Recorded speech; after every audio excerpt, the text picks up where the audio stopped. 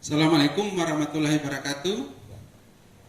Selamat pagi Bapak Ibu peserta Laskar CPNS Kabupaten Gorontalo tahun 2021 yang saya banggakan. Apa kabar Bapak Ibu? Sehat? Alhamdulillah. Saya berharap hari ini dan seterusnya Bapak dan Ibu dalam kondisi sehat hingga selesainya pelaksanaan Laskar ini. Pada kesempatan kali ini pertemuan kita akan membahas terkait materi dengan tema yaitu pola pikir ASN sebagai pelayan publik. Sebagai pembahasan kita pada pertemuan kali ini, kita ketahui bersama ini terkait dengan mata pelatihan pelayan publik yang masuk dalam agenda 3 Laskar.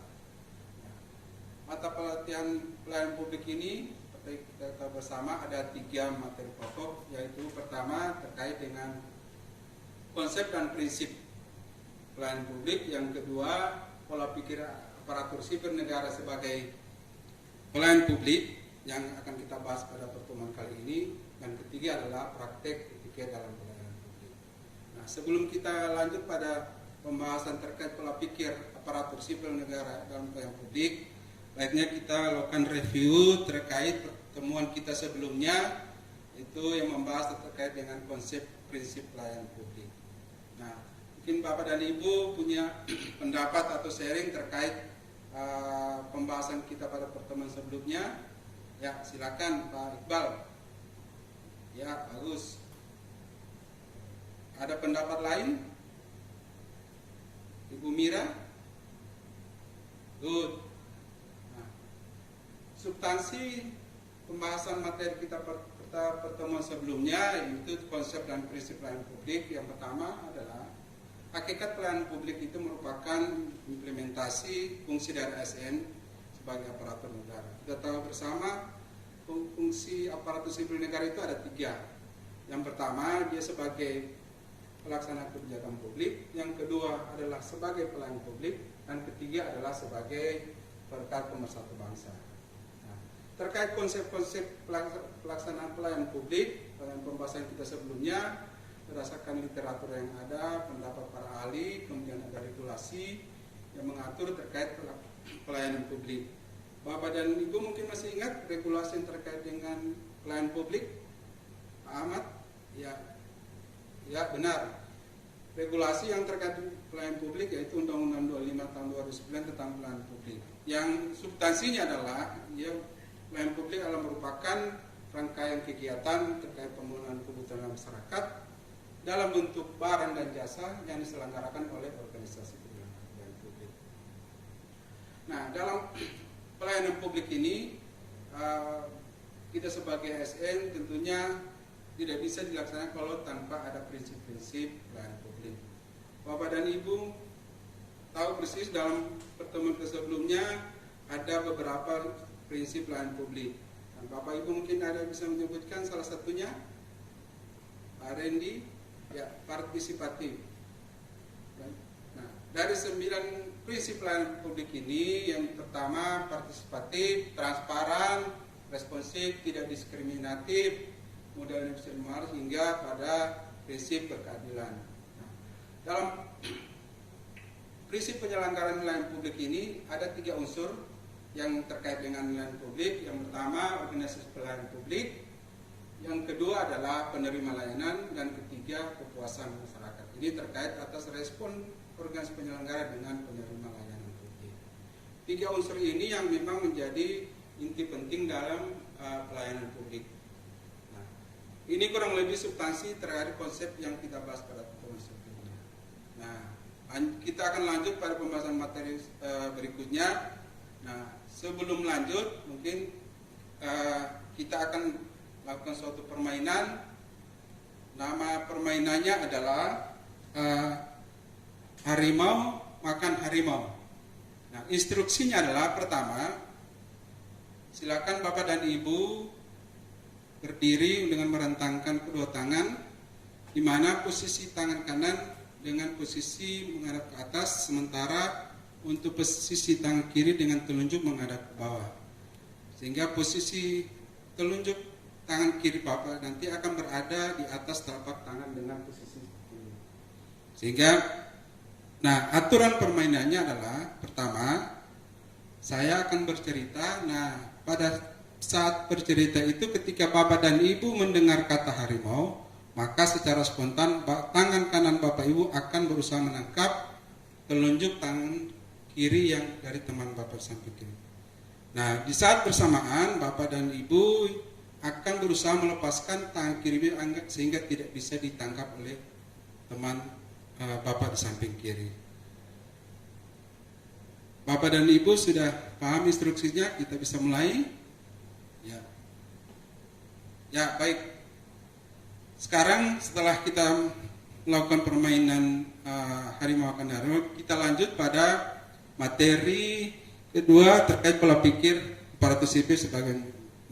Sebelum kita lanjut materi ini, saya akan menyampaikan tujuan dan indikator hasil pembelajaran. Hasil pembelajaran diharapkan dari materi pola pikir aparatur sipil negara ini, yang pertama, Bapak dan Ibu mampu mendeskripsikan pola pikir aparatur sipil negara dalam pelayanan publik. Yang kedua adalah Bapak dan Ibu mampu memberi contoh pola pikir ASN dalam pelayanan publik dengan indikator pembelajaran, yakni Bapak dan Ibu bisa menjelaskan pola pikir ASN sebagai pelayanan publik. Sebelum saya lanjut ke pembahasan materi lebih mendalam, saya akan memutarkan sebuah video.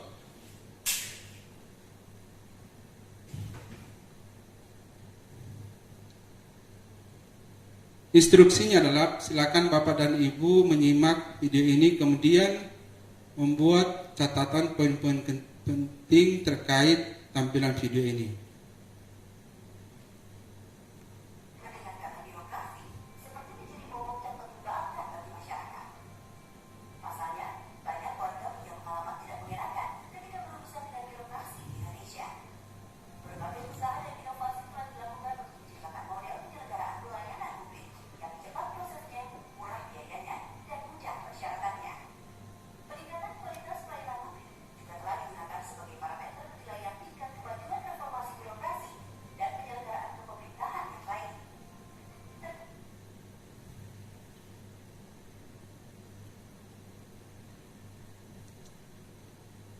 Nah,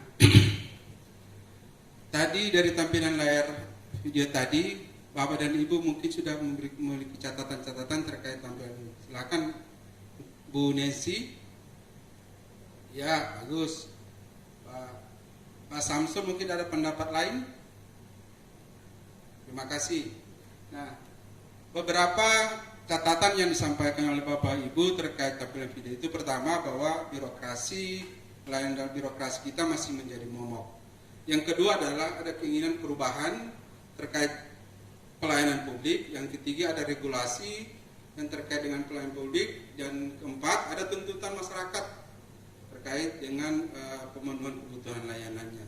Nah, sebelum saya menjawab 4 poin penting yang disampaikan Bapak dan Ibu, saya akan menyampaikan hal-hal yang mendasar sekaligus bisa menjawab pertanyaan Bapak Ibu sekalian. Nah, pada saat pelaksanaan pelayanan publik, Bapak dan Ibu sebagai aparatur sipil negara dalam fungsi sebagai pelayanan publik wajib mengetahui, memahami hal-hal yang menjadi dasar atau fundament dalam pelayanan publik. Yang pertama adalah bahwa pelayanan publik adalah hak warga negara sebagai amanat konstitusi. Ini artinya bahwa pelayanan publik ini menjadi kewajiban pemerintah untuk memenuhi hak asasi manusia. Nah, yang kedua adalah diselenggarakan dalam penyelenggaraan layanan publik ini diselenggarakan dengan pajak yang dibayar oleh warga negara. Ini menumbuhkan kesadaran bahwa masyarakat kita dengan kewajibannya telah membayar pajak dan haknya adalah bahwa ia menerima layanan itu dengan secara profesional. Yang ketiga adalah pelayanan publik bertujuan mencapai tujuan strategis. Tujuan strategis adalah mewujudkan kesejahteraan umum di mana aparatur sipil negara menjadi ujung tombak dalam pelaksanaan. Sehingga ketika tidak dilaksanakan secara baik, maka tujuan-tujuan strategis itu tidak akan tercapai. Yang keempat adalah pelayanan publik berfungsi tidak saja sebagai untuk memenuhi kebutuhan dasar negara dan perlembagaan negara, tapi juga untuk sebagai bahan perlindungan. Pertama, bisa kita bayangkan misalnya TKI kita ketika tidak mendapatkan perlindungan dari negara, maka akan mendapatkan perlakuan yang tidak mengenakan. Nah, 4 hal ini menjadi hal fundamental masyarakat bagi kita. Pertama, ini akan menjadi membentuk pola pikir kita, sehingga pada saat Bapak dan Ibu menghadapi masyarakat sebagai pelanggan, Bapak dan Ibu akan memposisikan diri secara tepat. Dalam artian, satu, seperti tidak diskriminatif, kemudian transparan dan berkeadilan. Bagaimana disampaikan sebelumnya terkait dengan prinsip dasar. Tadi disampaikan birokrasi menjadi momok. Nah, mungkin gambaran Bapak dan Ibu terkait patologi adalah apa? Pak Iswan, iya, penyakit. Nah, patologi birokrasi menurut Sundang Siagian adalah perilaku dari para birokrat dan kondisi yang membuka kesempatan itu yang menyangkut secara politis, ekonomis, sosial, kultural. Nah, para patologi yang ini ada beberapa. Yang pertama adalah penggelembungan organisasi. Penggelembungan organisasi kita selama ini cukup besar, sehingga menyebabkan terjadi duplikasi tugas dan fungsi yang ada, sehingga yang terkesan adalah prosedur menjadi lebih berbelit-belit. Sehingga yang akan terjadi implikasinya adalah konflik kewenangan. Konflik kewenangan yang nantinya akan terjadi demarkasi kewenangan karena salah satu fungsi antara beberapa fungsi melaksanakan satu tugas yang sama. Implikasi lainnya adalah terjadinya korupsi, kolusi dan nepotisme yang sebagaimana implikasi dari suatu birokrasi yang tertutup. Nah, patologi yang keenam itu enggan untuk melakukan perubahan. Aparatur sipil negara lebih cenderung ke zona nyaman, tidak mau melakukan perubahan karena sudah merasa nyaman dengan kondisi yang ada. Nah, ini demikian beberapa patologi birokrasi yang menghambat proses pelayanan publik kita pada saat ini. Nah, sebelum kita lanjut, saya akan membagi kelas ini dalam 4 kelas besar. Instruksinya adalah Bapak dan Ibu silakan berdiskusi menentukan kasus patologi birokrasi yang sudah saya sampaikan tadi yang Bapak pernah alami. Kemudian Bapak diskusikan, silakan membagi peran. Nantinya ditugaskan siapa akan menjadi peran, kemudian siapa akan nanti pada saat diskusi nanti siapa menjadi moderator, penanggap, dan yang penyaji. Saya memberikan waktu 20 menit, silakan membagi kelompok. Ya, terima kasih. Nah, selanjutnya dengan telah dibagi 4 kelompok ini, silakan Bapak dan Ibu memanfaatkan waktu. Saya memberikan waktu kurang lebih 20 menit, masing-masing kelompok 5 menit untuk memsimulasikan peran yang tadi didiskusikan tadi terkait apa yang pernah Bapak dan alami. Kemudian tolong diberikan refleksi terkait peran-peran yang tersebut. Waktu 20 menit dari sekarang. Baik, setelah Bapak dan Ibu telah melakukan peran dan simulasi peran dari 4 peran kelompok tadi, nah, hal yang berikutnya yang ingin saya sampaikan, berapa catatan penting ketika Bapak telah merefleksikan peran yang Bapak sampaikan tadi. Kira-kira apa perilaku yang baik yang bisa Bapak sampaikan dengan peran yang disampaikan tadi. Silakan Pak Izwan. Terima kasih. Nah, Bapak dan Ibu tadi telah melakukan simulasi peran tadi. Nah, di tangan Bapak dan Ibu sekarang kan sudah siap dengan kertas metaplan. Silakan Bapak dan Ibu mencatat perilaku yang baik menurut Bapak Ibu, kemudian bagaimana sikap dalam supaya patologi tadi tidak berlaku di organisasi Bapak dan Ibu. Kemudian silakan di papan tulis Bapak tempelkan berdasarkan kelompok prinsip 9 prinsip tadi itu. Kasusnya di mana, kemudian kita tahu. Baik. Nah,